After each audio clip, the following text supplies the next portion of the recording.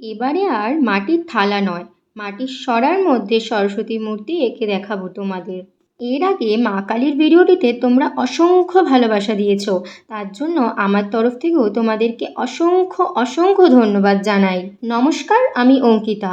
আমার ইউটিউব চ্যানেলে তোমাদের সবাইকে আরও একবার স্বাগতম।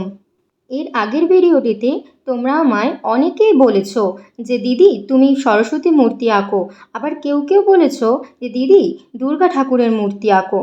দুর্গা মূর্তি আমি অবশ্যই অঙ্কন করব, কিন্তু তার আগে আমি মা সরস্বতীকে বেছে নিলাম। তার কারণ, শুধুমাত্র প্রধান একটি কারণ, এই আঁকা তো তারই দান। তার দান না থাকলে কোনো কিছুই সম্ভব নয়। মা সরস্বতী আমাদের বিদ্যে, বুদ্ধি, নাচ, গান, কবিতা, আবৃত্তি সবেরই দেবী। তাই তার ছবিটি আঁকতে আমার প্রথম মন চাইল। যাই হোক, অনেক কথা বলে ফেললাম। তোমরা যে সরাটি দেখতে পাচ্ছ, যেটার মধ্যে আমি মা সরস্বতীর মূর্তি অঙ্কন করছি, তো সেই সরাটি আমাদের আগের বছরের লক্ষ্মী ঠাকুরের সরা ছিল। এটি আমার বড় মা সাইড করে রেখে দিয়েছিল। আমাকে অনেক দিন ধরেই বলছে যে এই সরাটার মধ্যে এমন কিছু একটা এঁকে দিস যেটা আমি টাঙিয়ে রাখতে পারবো।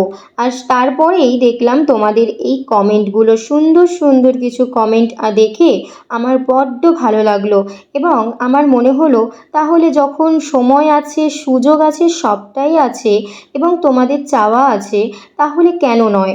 প্রথমেই দেখেছো যে আমি এই সরাটিকে ভিজিয়ে রেখেছিলাম।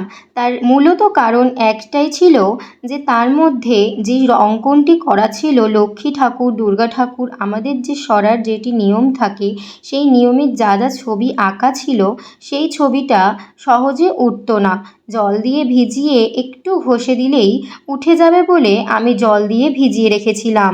যেমন ভেবেছিলাম ঠিক তেমনটাই হওয়ার পর ঘষে পুরোটা সুন্দর করে তোলার পর মাকে অঙ্কন করতে আমিও বসে যাই। আমাদের অনেকের মনে প্রশ্ন থাকতেই পারে যে আমি কোন তুলি ব্যবহার করেছি।